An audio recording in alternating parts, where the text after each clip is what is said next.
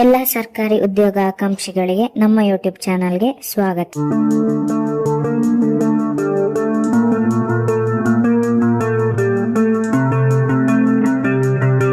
Railway ಇಲಾಖೆಯ ವತಿಯಿಂದ ಬೃಹತ್ ಹುದ್ದೆಗಳ ನೇಮಕಾತಿ ಆರಂಭಗೊಂಡಿದೆ. ಹುದ್ದೆಗಳ ವಿವರಗಳನ್ನು ನೋಡೋದಾದ್ರೆ ಸಂಸ್ಥೆಯ ಹೆಸರು ನೈಋತ್ಯ ರೈಲ್ವೆ, ಸೌತ್ ವೆಸ್ಟರ್ನ್ ರೈಲ್ವೆ ಅಂತ. ಹುದ್ದೆಗಳ ಸಂಖ್ಯೆ 904. ಉದ್ಯೋಗ ಸ್ಥಳ ಬೆಂಗಳೂರು, ಮೈಸೂರು, ಹುಬ್ಬಳ್ಳಿಯಲ್ಲಿ ಕೆಲಸ ಇರುತ್ತೆ. ಹುದ್ದೆಯ ಹೆಸರು ಅಪ್ರೆಂಟಿಸ್.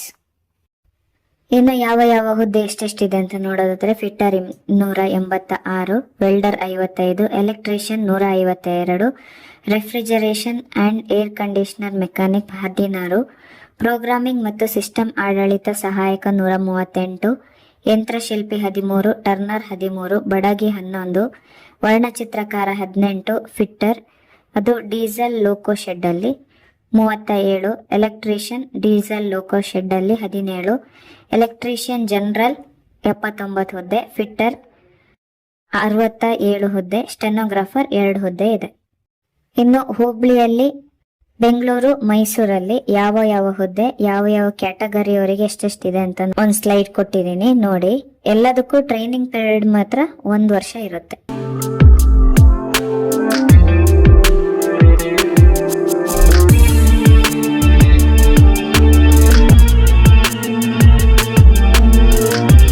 ಮಾಸಿಕ ವೇತನದ ವಿವರ ರೈಲ್ವೆ ನಿಯಮಗಳ ಪ್ರಕಾರವಾಗಿರುತ್ತೆ. ವಿದ್ಯಾರ್ಹತೆ 10ನೇ ತರಗತಿ, ಆಮೇಲೆ ITI ಟ್ರೇಡ್ ಪ್ರಮಾಣ ಪತ್ರ ಮಾತ್ರ ಕಡ್ಡಾಯವಾಗಿ ಇರಲೇಬೇಕು. ಖಾಲಿ 10th ಮಾತ್ರ ಇದ್ರೆ ಆಗೋದಿಲ್ಲ. ಅರ್ಹತಾ ಮಾನದಂಡಗಳ ಬಗ್ಗೆ ನೋಡಿದ್ರೆ ವಯಸ್ಸಿನ ಮಿತಿ ಕನಿಷ್ಠ ವಯಸ್ಸು 15, ಗರಿಷ್ಠ ವಯಸ್ಸು 24 ವರ್ಷ. ವಯೋಮಿತಿ ಸಡಿಲಿಕೆ OBC ಅಭ್ಯರ್ಥಿಗಳಿಗೆ 3 ವರ್ಷ, SC ST ಅಭ್ಯರ್ಥಿಗಳಿಗೆ 5 ವರ್ಷ, PWBD person with bench mark disability ಈಗಾಗಲೇ ಹೇಳಿದಂತೆ 40% ಗಿಂತ ಜಾಸ್ತಿ ಅಂಗವಿಕಲತೆ ಇದ್ರೆ ಅವರು ಇದ್ರಲ್ಲಿ ಬರ್ತಾರೆ. ಅವರಿಗೆ 10 ವರ್ಷ ವಯೋಮಿತಿ ಸಡಿಲಿಕೆ ಇದೆ.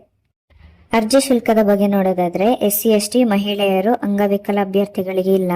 ಇತರ ಎಲ್ಲ ಅಭ್ಯರ್ಥಿಗಳಿಗೆ 100 ರೂಪಾಯಿ ಫೀಸ್ ಇರುತ್ತೆ. ಪಾವತಿ ವಿಧಾನ ಆನ್ಲೈನ್. ಆಯ್ಕೆ ಪ್ರಕ್ರಿಯೆ ಬಗ್ಗೆ ನೋಡೋದಾದ್ರೆ ಮೆರಿಟ್ ಪಟ್ಟಿ ಇದು ಮಾತ್ರ 10th ಅಲ್ಲಿ ತಗೊಂಡಿರುವಂತಹ ಮಾರ್ಕ್ಸಿನ ಬೇಸಿಸ್ ಮೇಲೆ ಮಾಡ್ತಾರೆ. ಆಮೇಲೆ ದಾಖಲೆ ಪರಿಶೀಲನೆ ಮೂಲಕ ಆಯ್ಕೆ ಮಾಡಲಾಗುತ್ತೆ.